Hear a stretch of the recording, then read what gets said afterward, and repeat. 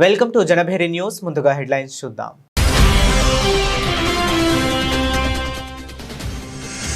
సంక్రాంతి సంబరాలలో lucky drop టికెట్ల అవినీతి కేసులో విచారణ కోసం కోర్టుకు తరలింపు. పిటి వారెంట్పై రాజమండ్రి నుంచి గుంటూరు కోర్టుకు తరలించిన పోలీసులు.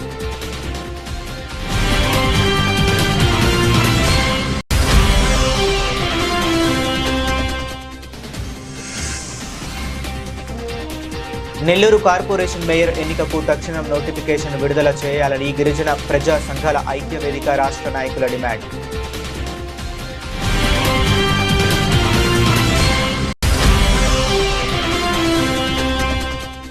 మహాశివరాత్రిని పురస్కరించుకొని వన్ టౌన్ పాత శివాలయం నందు శ్రీ కన్యకా పరమేశ్వరి అన్న సత్రం కమిటీ వారి ఆధ్వర్యంలో ఈ నెల 12 నుంచి 20 వరకు కళ్యాణ మహోత్సవ కార్యక్రమాలు.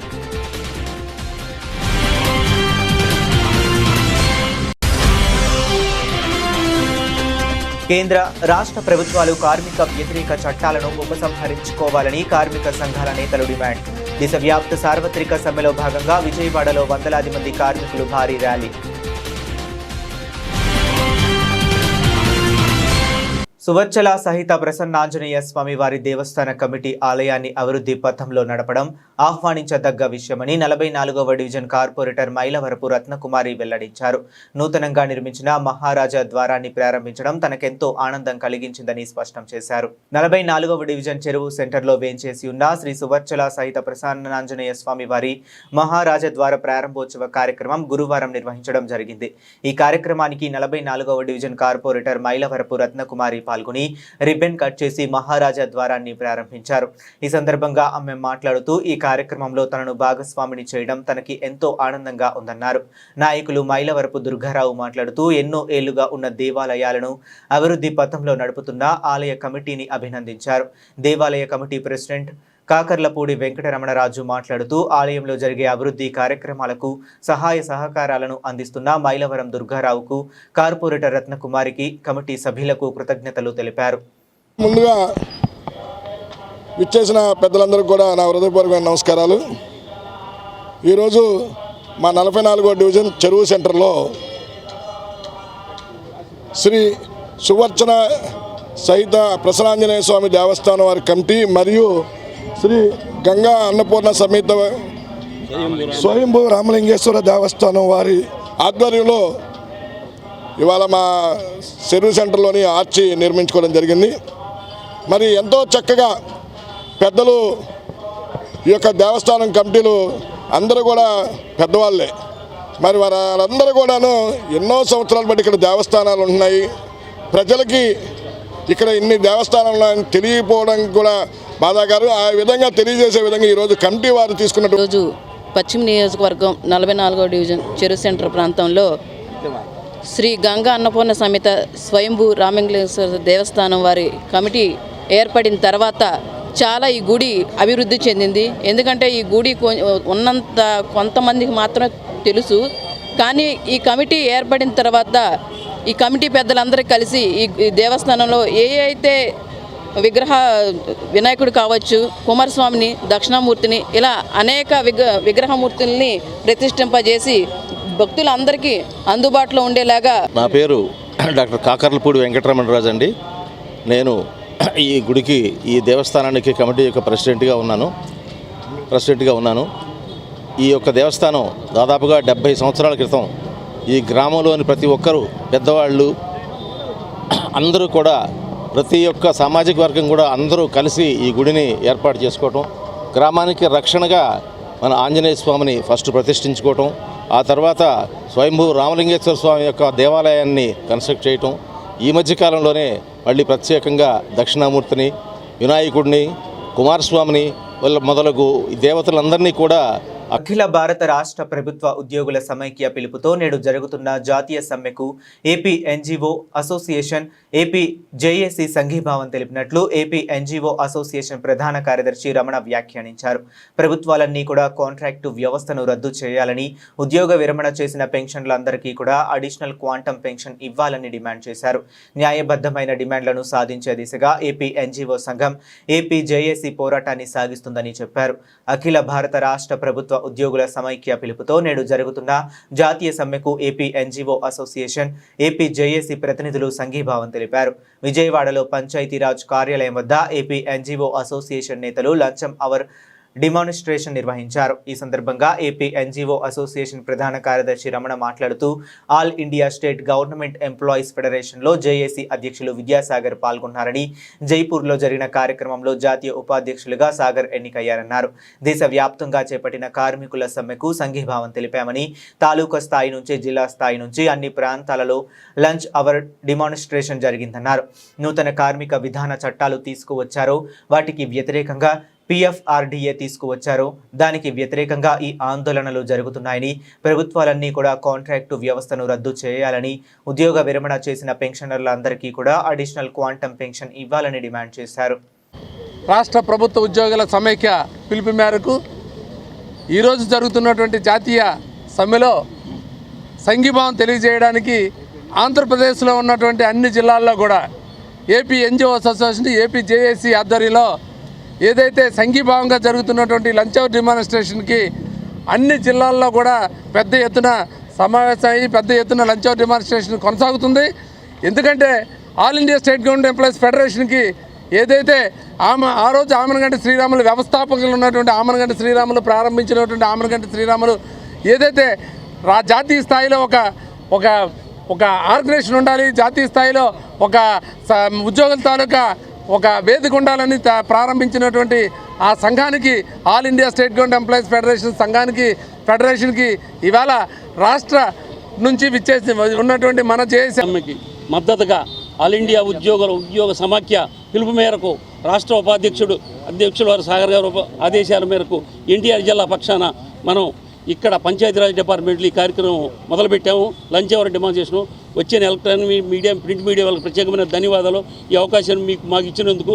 ముఖ్యంగా ఏంటంటే దేశవ్యాప్తంగా నిరసన తెలియజేస్తున్న 26 జిల్లాల్లో దేశం మొత్తం ఇలాగే జరుగుతుంది. PFRDA చట్టాన్ని అది చేస్తున్నారు. వేతన సవరణ చేయాలి, కాంట్రాక్ట్ ఉద్యోగులను క్రమబద్ధీకరణ చేయాలి. ఇలాంటి వాటి కోసం మేము దేశవ్యాప్తంగా గురుకుల పాఠశాల ఉద్యోగులకు కూడా 62 సంవత్సరాలు పెంచాలని చెప్పి మేము వేదిక పక్షాన్ని కోరుకుంటున్నాము. ఇలాంటి దేశవ్యాప్తంగా జరగాలని చెప్పి మనస్ఫూర్తిగా ఎన్టీఆర్ జిల్లా తరఫున కోరుకుంటూ మీకు వెళ్ళవేస్తున్నాం. సత్యనారాయణ రెడ్డి, ఎన్టీఆర్ జిల్లా అధ్యక్షుడు. కేంద్ర రాష్ట్ర ప్రభుత్వాలు కార్మిక వ్యతిరేక చట్టాలను ఉపసంహరించుకోవాలని కార్మిక సంఘాల నేతలు డిమాండ్ చేశారు. దేశవ్యాప్తంగా జరుగుతున్న సమ్మెలో 35 కోట్ల మంది కార్మికులు పాల్గొన్నారని వెల్లడించారు. కేంద్రం దిగి వచ్చే వరకు మా పోరాటాలను కొనసాగిస్తామని కేంద్ర రాష్ట్ర ప్రభుత్వాలు హెచ్చరించారు. దేశవ్యాప్త సార్వత్రిక సమ్మెలో భాగంగా విజయవాడలో వందలాది మంది కార్మికులు భారీ ర్యాలీని నిర్వహించారు. రథం సెంటర్ నుంచి లెనిన్ సెంటర్ వరకు ఈ ర్యాలీ కొనసాగింది. అనంతరం లెనిన్ సెంటర్లో జరిగిన బహిరంగ సభలో కమ్యూనిస్టు నాయకులు మాట్లాడుతూ మోదీ ప్రభుత్వం అవలంబిస్తున్న విధానాలకు వ్యతిరేకంగా నేడు కార్మికుల సమ్మె దేశవ్యాప్తంగా జరుగుతుందన్నారు. విశాఖలో ఉన్న ప్రభుత్వ రంగ సంస్థలు మూతబడ్డాయని, కాంట్రాక్ట్, అవుట్సోర్సింగ్ ఉద్యోగులు అందరూ సమ్మెలో భాగస్వామ్యం అయ్యాయన్నారు.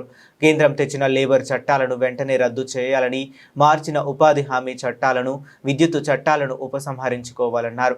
సమాన పనికి సమాన వేతనం ఇస్తూ కనీస వేతనం 26,000 ఇవ్వాలన్నారు. కేంద్రం దిగి వచ్చే వరకు పోరాటాలను కొనసాగిస్తామన్నారు. ఈ ప్రభుత్వం అవలంబిస్తున్న కార్మిక, రైతు, వ్యవసాయ కార్మిక, కౌలు రైతు వ్యతిరేక విధానాలు నిరసిస్తూ ఈరోజు దేశవ్యాప్తంగా సమ్మె జరుగుతుంది. సమ్మెలో దాదాపు 30 కోట్ల మందికి పైగా కార్మిక వర్గం, రైతులు అందరూ కూడా సమ్మెలో పాల్గొంటున్నారు. మోడీ ప్రభుత్వం ఇప్పటికైనా కార్మిక వ్యతిరేకంగా తెచ్చిన 4 లేబర్ కోడ్లని రద్దు చేయాలి. మోడీ ప్రభుత్వాన్ని మేము ఛాలెంజ్ చేస్తున్నాం. ఈ 4 లేబర్ కోడ్లో ఒక్కటంటే ఒక్కటైనా కార్మికులకు ప్రయోజనం కలిగించే అంశం ఉందా అని చెప్పని అన్ని తప్పుడు ప్రచారాలు చేస్తున్నావు. ఇవాళ ఉపాధి హామీ చట్టాన్ని నిర్వీర్యం చేస్తూ సవరణలు తెచ్చావు. విత్తన చట్టం తెచ్చి వ్యవసాయ రంగం మొత్తాన్ని నాశనం చేసి కార్పొరేట్ కంపెనీలకు అప్పచెప్తూ ఉన్నావు. విద్యుత్ సవరణ చట్టం పేరిట విద్యుత్ మొత్తాన్ని కార్పొరేట్ కంపెనీలు కట్టబెడుతున్నావు. ప్రజల మీద భారాలు ఇస్తున్నావు. కనీస వేతనం 26,000 ఇవ్వాలి. హమాలి, ఆటో, ముఠా ఇటువంటి అసంఘటిత కార్మికులు ఈరోజు దేశవ్యాప్తంగా సార్వత్రిక సమ్మె జరుగుతూ ఉంది. ఈ సార్వత్రిక సమ్మె సందర్భంగా చంద్రబాబు నాయుడు నిన్ననే అసెంబ్లీలో కలెక్టర్ల సమావేశంలో కాలం చెల్లిన చట్టాలను రద్దు చేస్తామని చెప్పాడు. ఈ సందర్భంగా చెప్తున్నాం, ఇంతమంది జనం చూడు ఒకసారి కనబడలేదా చంద్రబాబు?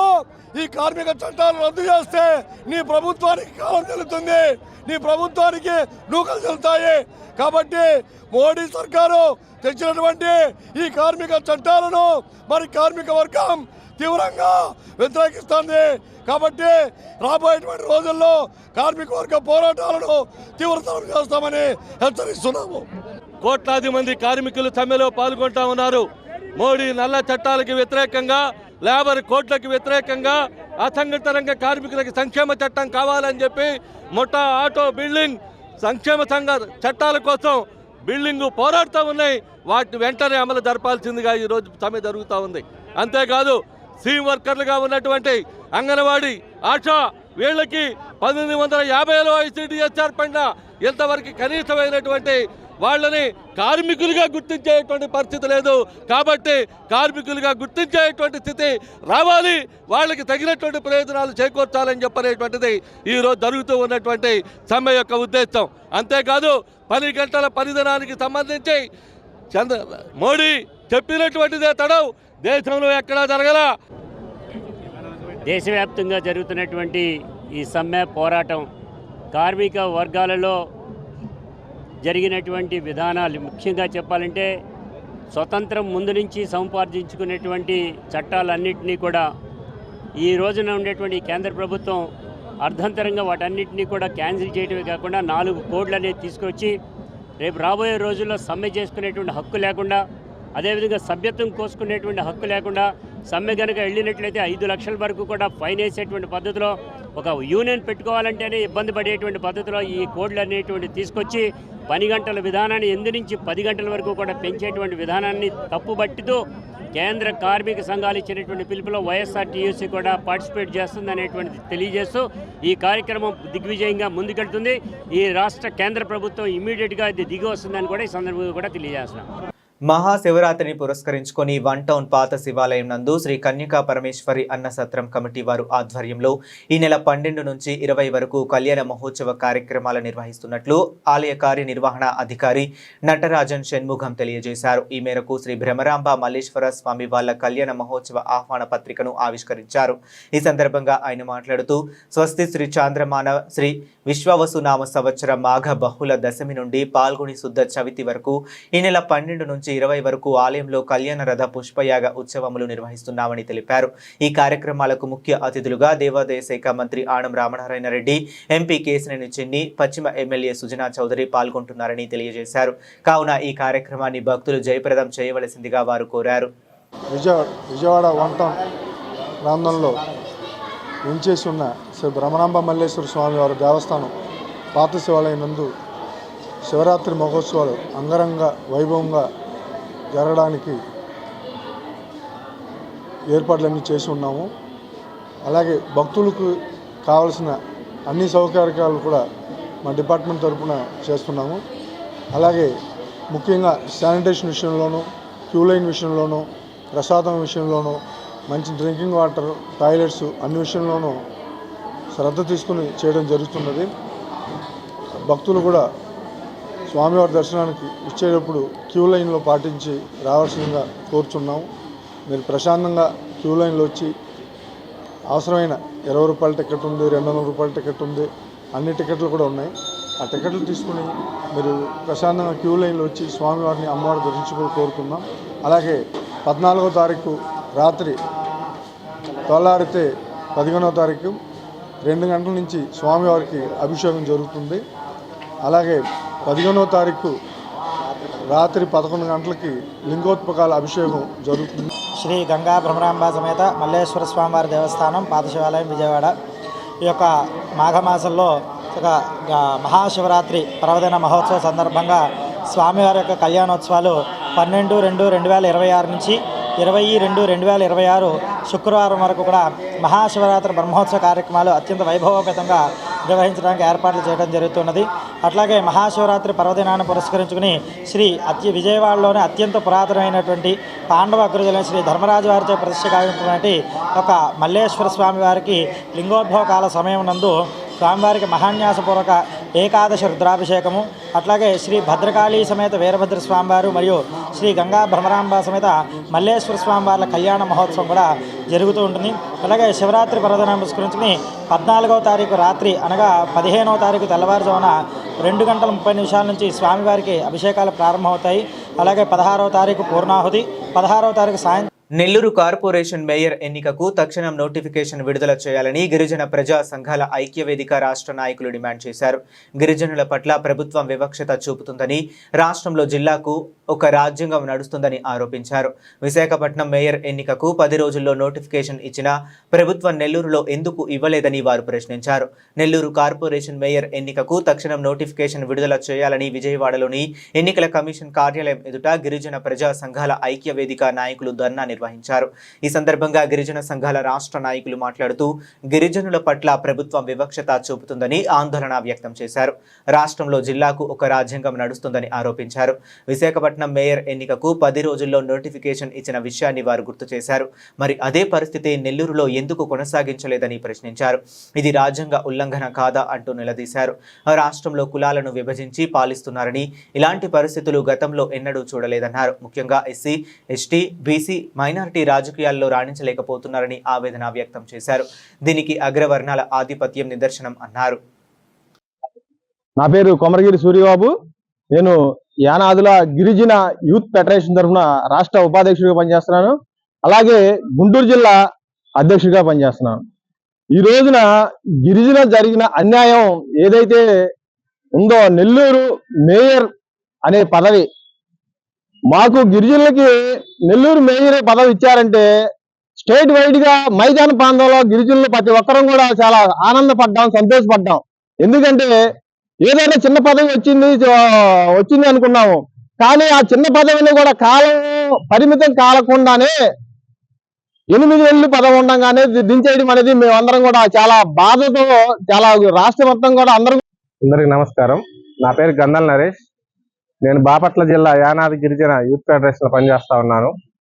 మరి గత 2 నెలల కిందట నెల్లూరు మేయర్ కోట్లూరు శ్రవంతి గారిని టీడీపీ కూటమి ప్రభుత్వం వారు అనేక కుట్రలు పన్ని వారికి అనుకూలంగా పనిచేయట్లేదని చెప్పేసి అక్కడ అవిశ్వాస తీర్మానం పెట్టేసేసి మరి మేడం గారిని ఆ యొక్క మేయర్ పదవి నుంచి తొలగించడం జరిగింది.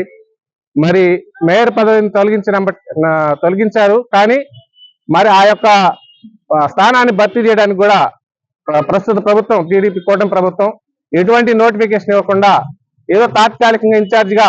నా పేరు వెంకట సుబ్బయ్య, యానాదుల యూత్ ఫెడరేషన్ రాష్ట్ర అధ్యక్షుడిగా పనిచేస్తా ఉన్నాను. చాలా రోజులు చూస్తే నెల్లూరులో జరుగుతున్నటువంటి అన్యాయం ఏదైతే ఉందో ఆ అన్యాయాన్ని ఈరోజు విజయవాడ వేదికగా ఎలక్షన్ కమిషన్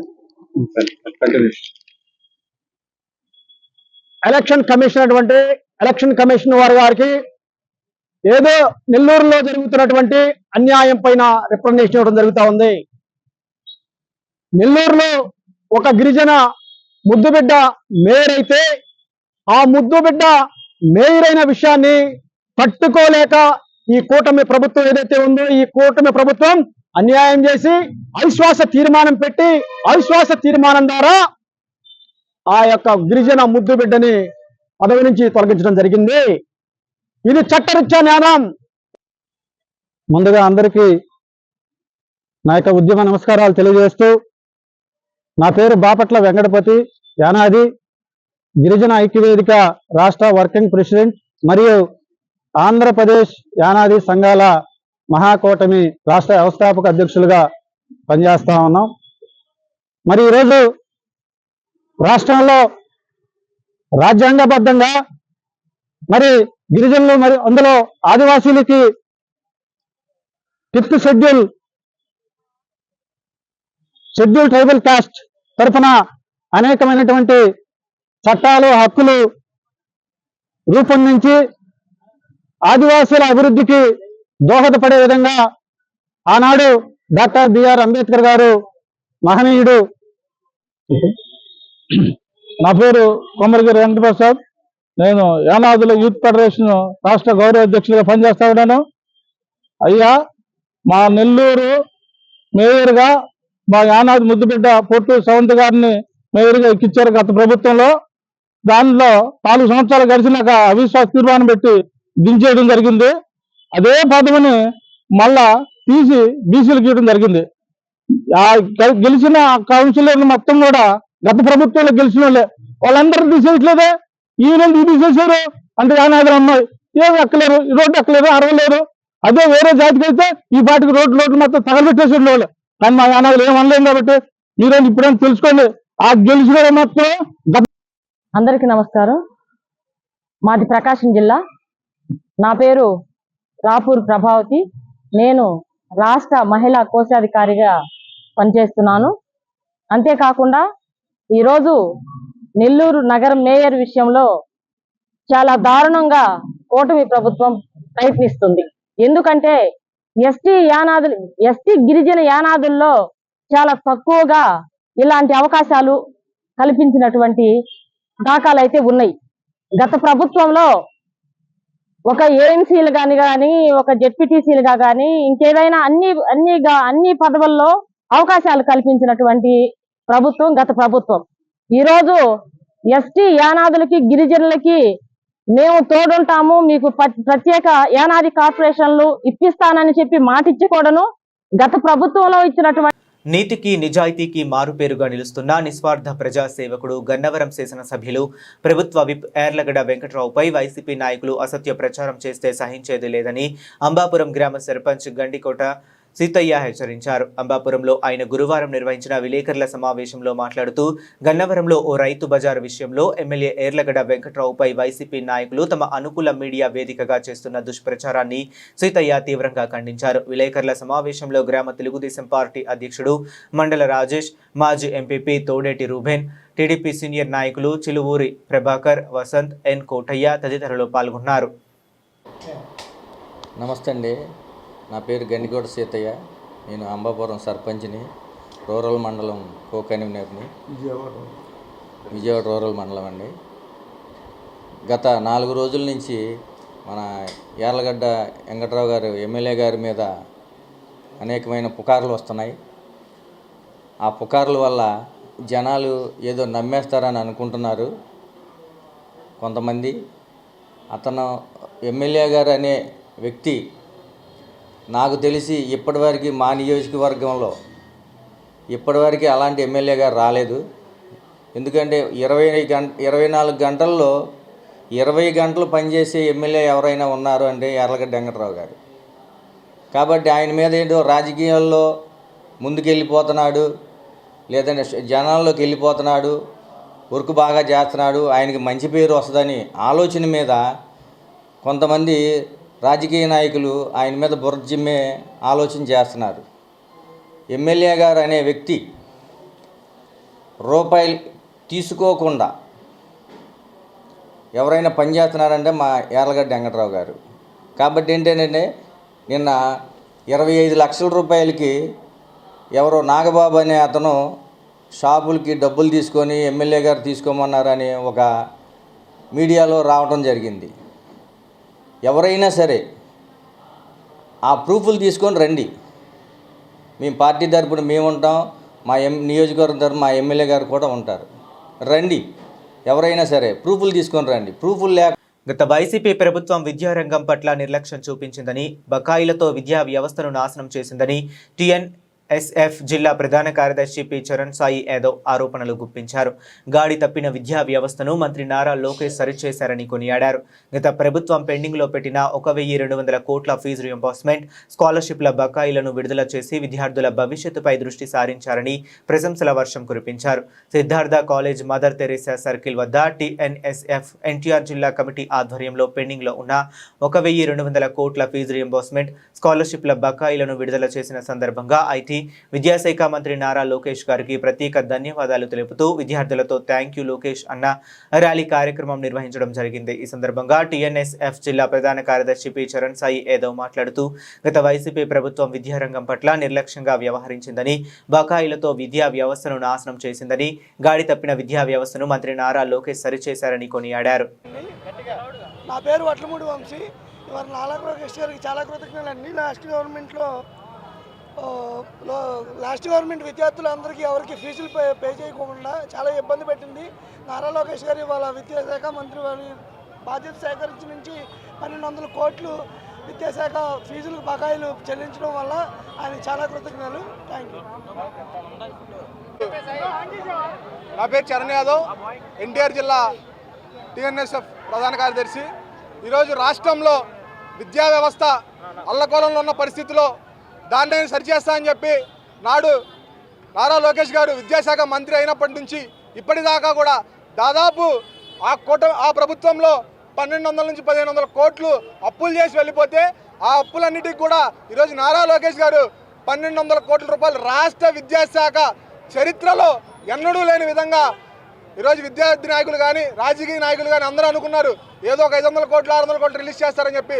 వాళ్ళ ఆలోచనలకు కూడా దావివ్వకుండా దాదాపు విద్యార్థుల భవిష్యత్తే నాకు ముఖ్యమని చెప్పి 1200 కోట్ల రూపాయలు రిలీజ్ చేసి విద్యార్థులకు ఎటువంటి ఇబ్బందులు లేకుండా విద్యా వ్యవస్థ బాగుండాలి, నేటి యువత రేపొద్దున ఆంధ్ర రాష్ట్ర భవిష్యత్తును మార్చుతారని చెప్పి నమ్మిన మా నాయకుడు నారా లోకేష్ గారు విద్యా వ్యవస్థ కోసం 1200 కోట్ల రూపాయలు రిలీజ్ చేసిన దాని సందర్భంగా ఈరోజు టీఎన్ఎస్ఎఫ్ ఆధ్వర్యంలో కృతజ్ఞత ర్యాలీ మేము చేయడం జరిగింది.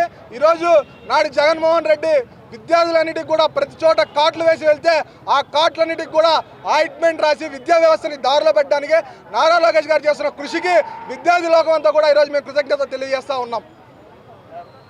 ఓకేనా? అసెంబ్లీలో రెండో రోజు గవర్నర్ ప్రసంగానికి ధన్యవాదాలు తెలిపే తీర్మానంపై గన్నవరం ఎమ్మెల్యే ప్రభుత్వ విప్ ఏర్లగడ్డ వెంకట్రావు అసెంబ్లీలో కీలక ప్రసంగం చేశారు.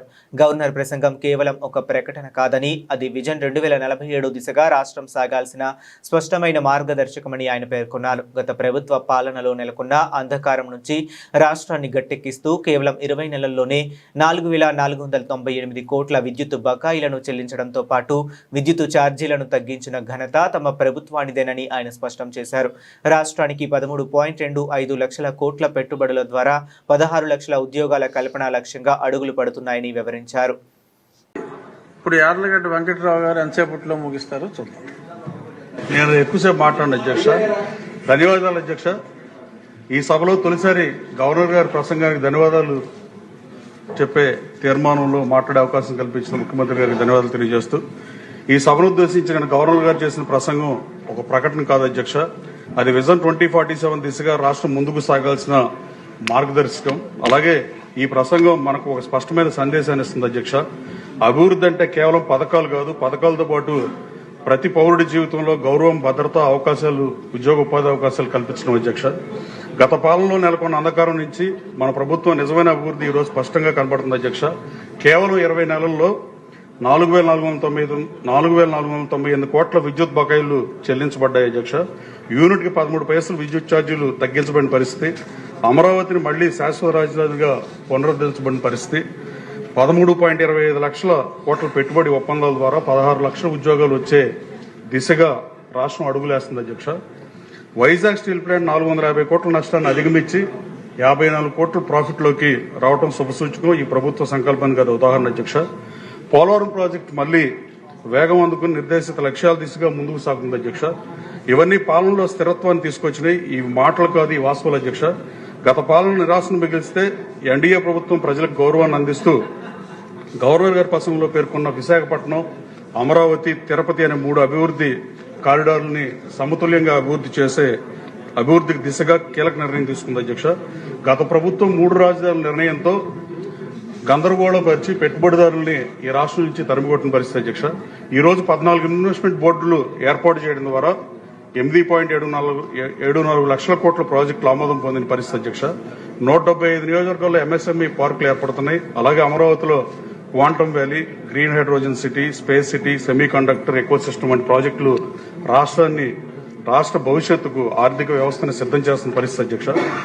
మన యువత రాష్ట్ర భవిష్యత్తు అని అందరూ చెప్పేది అధ్యక్ష. కానీ గతంలో నిరుద్యోగం, మాదక ద్రవ్యాల సమస్య యువతను దెబ్బతీస్తే నవోదయ 2 వంటి చర్యల ద్వారా రాష్ట్రాన్ని నాటుసార రహితంగా మార్చే దిశగా ముందుకెళ్తున్న పరిస్థితి అధ్యక్ష. 5 ఏళ్ల నియామకాలు లేని తర్వాత మెగా డిఎస్సీ ద్వారా 15,941 మంది టీచర్లకి అవకాశం, అలాగే 5,757 మంది కానిస్టేబుల్ నియామకం వ్యవస్థకి కొత్త ఊపు తీసుకొచ్చింది అధ్యక్ష.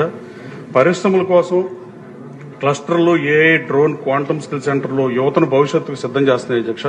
ఇది కేవలం ఈ రోజు ఉపాధి కాదు, వచ్చే దశాబ్ద కాలంలో రాష్ట్రాన్ని సిద్ధం చేసే నిర్ణయంగా నేను భావిస్తున్నాను అధ్యక్ష. అలాగే శాంతి భద్రతలు బలంగా లేకపోతే అభివృద్ధి సాధ్యం కాదు. ప్రజల్లో అభద్రతా భావం ఉంటే పెట్టుబడిదారులకి వచ్చే పరిస్థితి ఉండదు. పెట్టుబడిదారులు సత్తెనపల్లిలో సంక్రాంతి లక్కీ డ్రా వివాదంలో వైసీపీ నేత అంబటి రాంబాబును పోలీసులు కోర్టులో హాజరుపరిచారు. జనసేన ఫిర్యాదు మేరకు నమోదైన కేసులో పీటీ వారెంట్ కారణంగా ఈ చర్య తీసుకున్నారు. ఆంధ్రప్రదేశ్ రాజకీయాల్లో సంచలనం సృష్టించిన సంక్రాంతి లక్కీ డ్రా కేసులో వైసీపీ కీలక నేత మాజీ మంత్రి అంబటి రాంబాబుకు చట్టపరమైన ఇబ్బందులు తప్పలేదు. సత్తెనపల్లి పోలీసులు గురువారం ఆయనను Sattenapalli principal senior civil judge కోర్టులో హాజరుపరిచారు. ఈ ఘటన వైసీపీ వర్గాల్లో తీవ్ర చర్చాంశనీయమైంది. 2023 సంక్రాంతి పండుగ సమయంలో సత్తెనపల్లి నియోజకవర్గంలో సంక్రాంతి లక్కీ డ్రా నిర్వహించారని ఆయనపై పోలీసులు కేసు నమోదు చేశారు. అంబటి రాంబాబు సంక్రాంతి లక్కీ డ్రా పేరుతో బలవంతంగా ప్రజలకు టికెట్లు అంటగట్టారని జనసేన నేతలు ఆరోపించారు. ప్రజలను బెదిరించి టికెట్లు కొనిపించారని, ఇది చట్ట విరుద్ధమని జనసేన నేతలు సత్తెనపల్లి పోలీసులకు ఫిర్యాదు చేశారు. జనసేన నేతల ఫిర్యాదు మేరకు పోలీసులు అంబటి రాంబాబుపై కేసు నమోదు చేసి దర్యాప్తు చేపట్టారు. ఈ కేసు దర్యాప్తులో భాగంగా సత్తెనపల్లి పోలీసులు గురువారం ఆయనని Sattenapalli principal senior civil judge కోర్టులో హాజరుపరిచారు. అంబటిపై ఉన్న పీటీ వారెంట్ కారణంగా పోలీసులు ఈ చర్య తీసుకున్నారు. కోర్టులో ఆయనని హాజరుపరచడంతో ఈ కేసులో విచారణ వేగవంతం కానుంది. ఇక ఈ కేసుపై రాజకీయ వర్గాల్లో తీవ్ర ఉత్కంఠ నెలకొంది.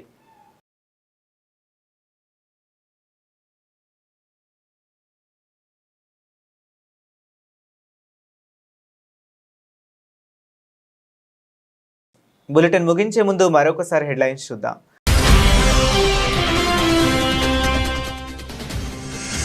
సంక్రాంతి సంబరాలలో లక్కీ డ్రాప్ టికెట్ల అవినీతి కేసులో విచారణ కోసం కోర్టుకు తరలింపు. పీటీ వారెంట్పై రాజమండ్రి నుంచి గుంటూరు కోర్టుకు తరలించిన పోలీసులు.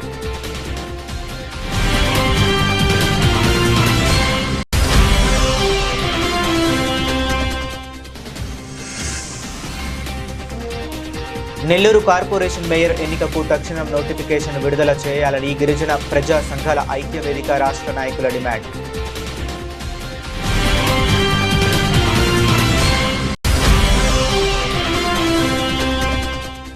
మహాశివరాత్రిని పురస్కరించుకొని వన్ టౌన్ పాత శివాలయం నందు శ్రీ కన్యకా పరమేశ్వరి అన్న సత్రం కమిటీ వారి ఆధ్వర్యంలో ఈ నెల 12 నుంచి 20 వరకు కళ్యాణ మహోత్సవ కార్యక్రమాలు.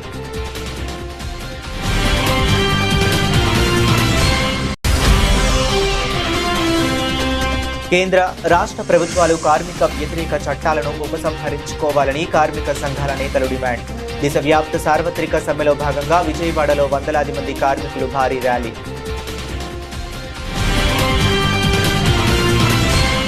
ఇవి ఇప్పటి వరకు ఉన్న అప్డేట్స్. మరిన్ని అప్డేట్స్ కోసం కీప్ వాచింగ్.